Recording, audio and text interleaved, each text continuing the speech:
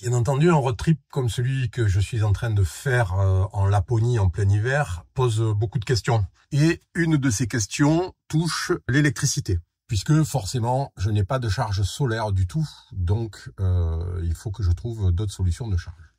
Alors si vous connaissez ma chaîne depuis longtemps, vous savez que j'avais largement anticipé cette question au moment de l'aménagement, puisque j'ai fait un gros système électrique. Et donc aujourd'hui, je vais un petit peu vous expliquer comment ça marche avec des exemples de situations de charge le matin, le soir quand j'arrive, etc.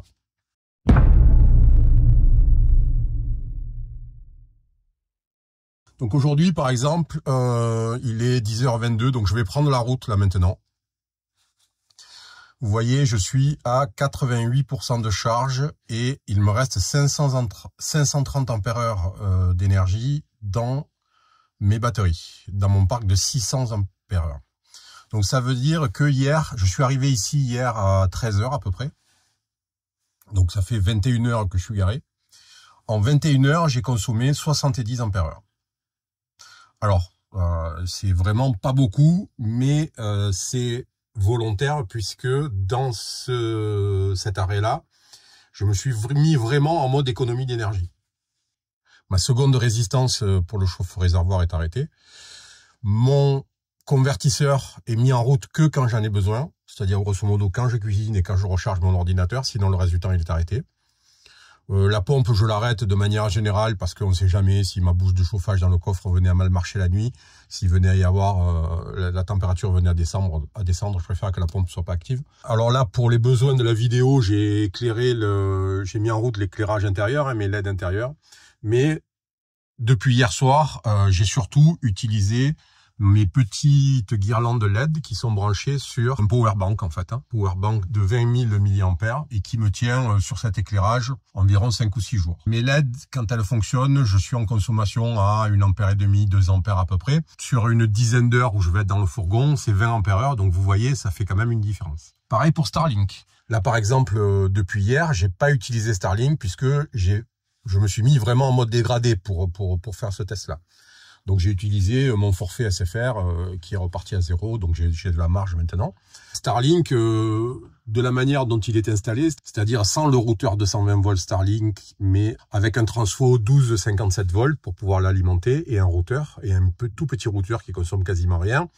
Je suis à 3 ampères, 3-4 ampères heure. Donc c'est pareil, si je devais laisser Starlink pendant 21 heures, vous voyez, c'est 60 ampères. 70 ampères. Donc rien que Starlink et l'éclairage, si je les avais laissés, c'était 100 ampères-heure de plus que ce que j'ai consommé. Donc vous voyez que ça fait une grosse différence. Et que si je suis en mode dégradé, je peux fonctionner tout à fait différemment. Par contre, ce que j'ai fait, c'est que j'ai cuisiné avec ma plaque à induction. Sur la période, je me suis fait 4 cafés avec mon Nespresso. Et mon ordi est resté en route pendant toute la période où je dormais pas, puisque j'ai regardé des films, j'ai écouté la radio, enfin bon, j'ai écouté de la musique.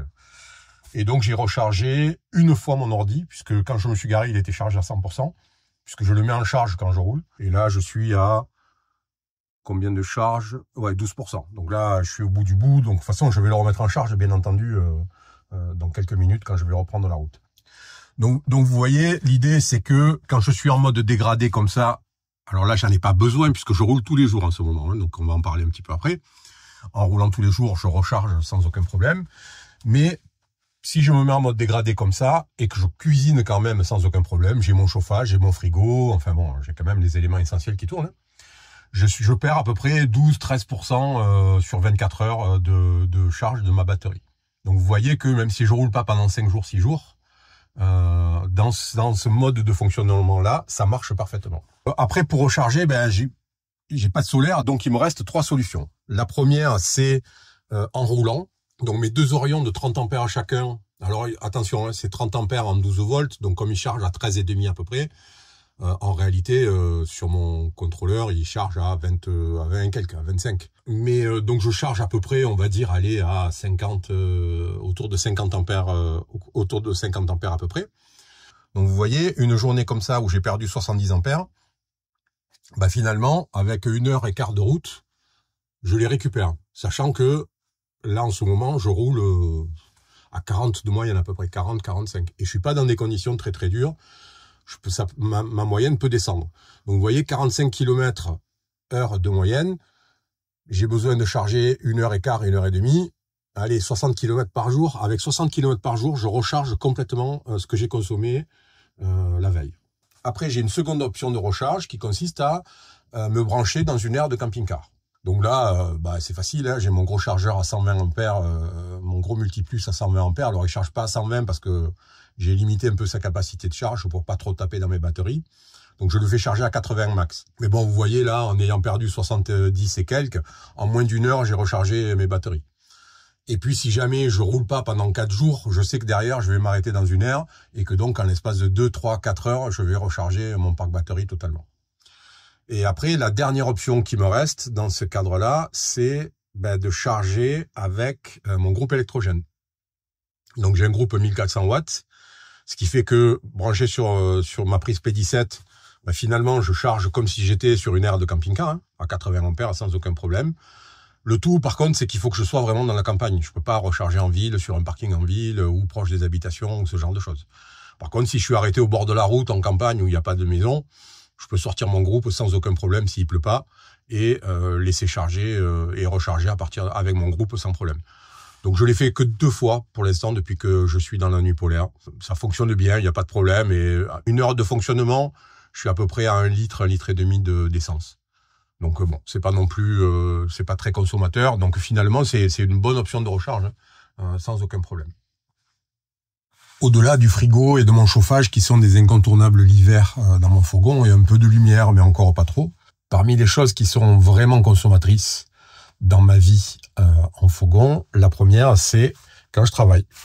Vous voyez, j'ai un écran 4K de 27 pouces, donc qui est branché, bien entendu, sur le 230. Mon ordinateur doit être en charge dans ces moments-là, doit être branché au courant. J'ai différents boîtiers. Là, j'ai qu'un disque dur branché, mais en principe, je peux en avoir jusqu'à 4 ou 5, en fait. Donc, j'ai pas mal de choses branchées lorsque je travaille, hein. Quand je suis dans cette configuration de boulot, donc, je consomme environ 15 ampères en permanence. Ça, c'est ce que consomme mon ordi Starlink, parce que j'ai Starlink qui est en route, et mes accessoires et tout. Donc, quand je travaille 4-5 heures d'affilée, je vais consommer 60-75 ampères heure, donc ça va vite, hein. Du coup, je gère un tout petit peu ces périodes de boulot de manière à ce que je les fasse quand j'ai pas mal roulé. Typiquement, si j'ai roulé 3 heures et que je suis repassé à 100%, je vais travailler. Si j'ai roulé qu'1 heure et que j'arrive et que je suis à 90, je vais limiter un petit peu mon temps de travail, voire pas travailler du tout. C'est la problématique. Alors, attention, hein, en temps normal, clairement, je ne me pose jamais aucune question. C'est-à-dire en temps normal, quand je suis pas dans la nuit polaire, hein. En France, typiquement, que ce soit l'été, l'hiver ou n'importe quand, je bosse quand j'en ai envie. Je vais charger, de toute façon, dans le pire des cas, je vais charger 80-100 ampères heure par jour de solaire. Même s'il fait pas très beau, je vais quand même charger. Je me pose jamais ce type de questions. Maintenant, c'est vrai que ça fait 1 mois et demi que je suis dans la nuit polaire et que j'ai appris à m'adapter à ce type de problématique. L'autre gros consommateur, bien entendu, c'est la cuisine, puisque je suis tout électrique, hein. J'ai là, par exemple, une pizza comme celle-là à faire cuire à l'air fryer. Entre la pré-cuisson de la pâte et ensuite la cuisson de la pizza, c'est entre 12 à 14 minutes à peu près. Et ça va me coûter, entre guillemets, 20 ampères heure de batterie, grosso modo. À peu près pareil pour faire un plat de pâtes ou ce genre de choses.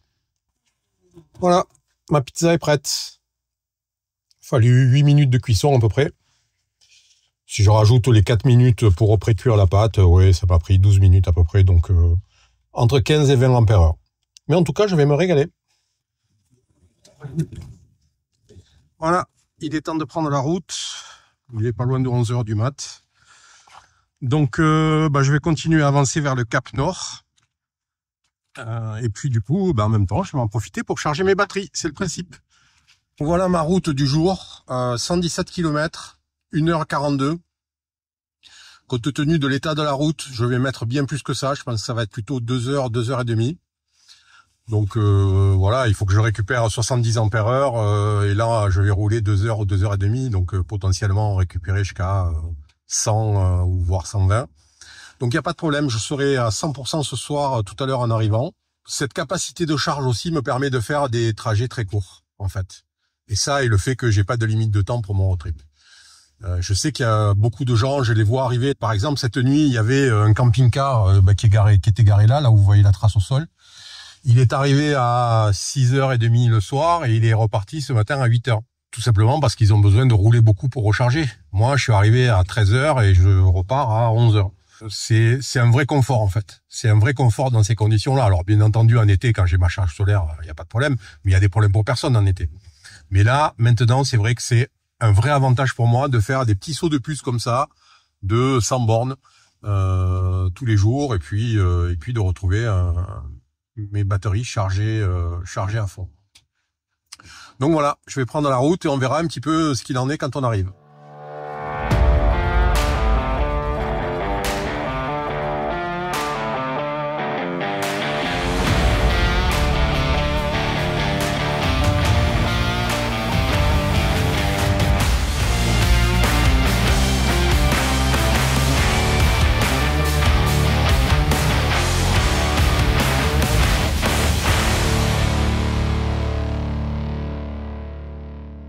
Voilà, 2 heures de route aujourd'hui. Je suis arrivé sur mon parking. Là, je suis vraiment rentré au cœur de la Laponie, donc tout est très enneigé. Il fait entre 0 et -2. Donc les conditions sont un petit peu différentes. Et du coup, 2 heures de route, 100 et quelques kilomètres. Et on va aller voir un petit peu où en est la charge de mes batteries. Mais j'ai pas beaucoup de doutes sur le sujet. Et je pense qu'on est très largement à 100%. On va regarder de suite. Et hop là. Voilà, 100%. 13h23. En fait, j'aurais roulé 1h15, je serais aussi à 100% de la même manière. Hein. Vous n'avez pas besoin de rouler autant. Bon, donc du coup, c'est quand même assez confortable. Hein. En roulant 1h15 tous les jours, je consomme... je recharge ce que j'ai consommé depuis mon arrêt précédent. Du coup, j'ai pas de problème d'électricité. Voilà, tout simplement. J'ai pas de solaire du tout et j'ai aucun problème d'électricité. Deuxième exemple ce matin de situation de charge de mes batteries avant de repartir. On est le 28, le samedi, donc il est quasiment 10h. Et ce matin, j'ai 85% de charge de mes batteries. Pourquoi j'ai moins qu'hier? Hier, j'avais 88%. J'ai moins qu'hier tout simplement parce que j'ai travaillé hier soir et que j'ai travaillé avec mon écran 4K, avec tous les accessoires liés à mon setup. Et que dans ce cas-là, j'ai aussi mon ordinateur est branché puisque c'est lui qui alimente en partie mes accessoires. Donc du coup, j'ai travaillé 2h30, 3h à peu près avec une consommation de 10 ampères, on va dire à peu près en moyenne. Ce qui fait que j'ai consommé 30 ampères de plus. Voilà, première chose. Deuxième chose, j'ai aussi eu Starlink en route pendant ces 2h30, 3h parce que j'ai uploadé des vidéos. Et ensuite, j'ai aussi regardé un film avec Starlink le soir avant de m'endormir. Donc du coup, si on regarde un petit peu en détail, on voit que je suis à 512 ampères de disponible sur mes batteries, ce qui fait qu'il m'en manque 88. Et ça tombe bien parce que aujourd'hui j'ai un trajet un petit peu plus long puisque je vais faire environ 160 km. Et donc il va me falloir 3 bonnes heures clairement pour faire cette distance-là. Du coup, j'ai 88 ampères à recharger, 3 heures de route, donc ça va marcher sans problème et je serai sans problème à 100% ce soir.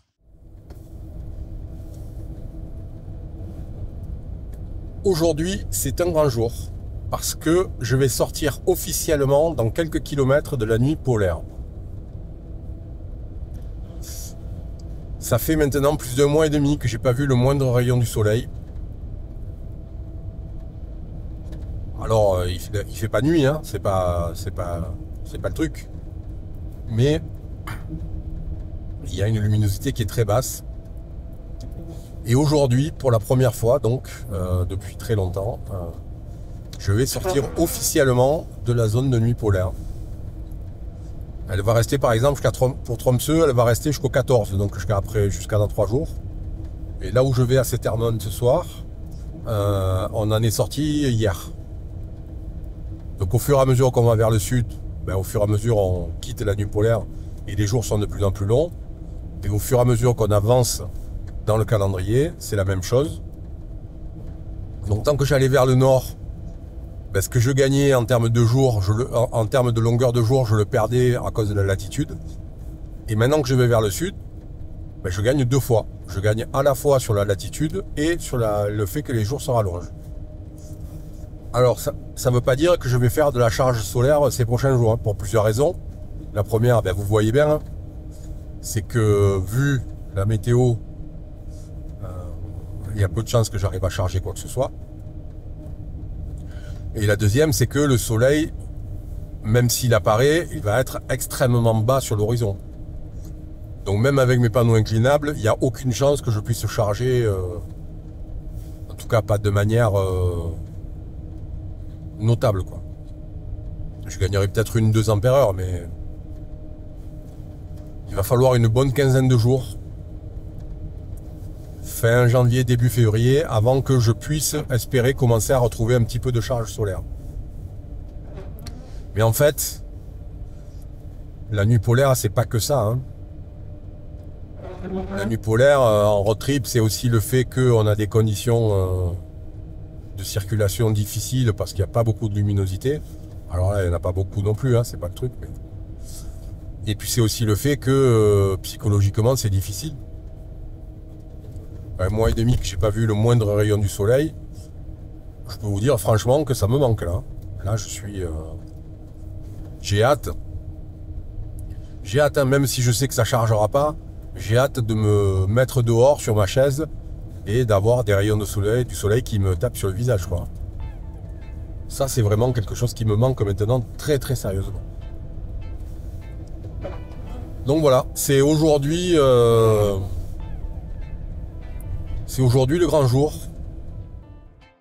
Il est possible de passer l'hiver en Laponie dans la nuit polaire avec un aménagement tout électrique. J'en suis un exemple. Ça demande un système bien dimensionné et un ajustement en temps réel, à la fois de la consommation, mais aussi des kilomètres quotidiens. Même avec un gros système électrique comme le mien, chaque wattheure a de l'importance. Au début, lorsqu'on entre dans la pénombre, il demeure forcément une petite angoisse de savoir si ça va le faire. Mais très vite, on prend le rythme et ça devient tout à fait naturel. Alors, est-ce que je conseille ce type de choix d'aménagement pour ce type de voyage ? De manière générale, j'aurais tendance à dire non. Mais comme toujours, ça dépend du programme et des envies de chacun. Si vous voyagez à 4 par exemple, ce sera difficile dans tous les cas. La consommation sera supérieure, plus de téléphones, de tablettes, d'ordi, des repas plus souvent mijotés, etc. Et il sera bien plus difficile de faire respecter des mesures d'économie d'énergie en cas de besoin. En solitaire ou en couple, ça doit le faire. Il faut juste trouver son rythme et accepter que pour quelques semaines, il faudra faire avec un peu moins d'électricité. Dans tous les cas, il faut préparer cette période. Avoir un groupe électrogène est un minimum impératif. En cas de problème, ça permet de s'en sortir. Ensuite, il faut répertorier tous les campings et toutes les aires de camping-car ouverts en hiver sur votre trajet. Et il n'y en a pas beaucoup.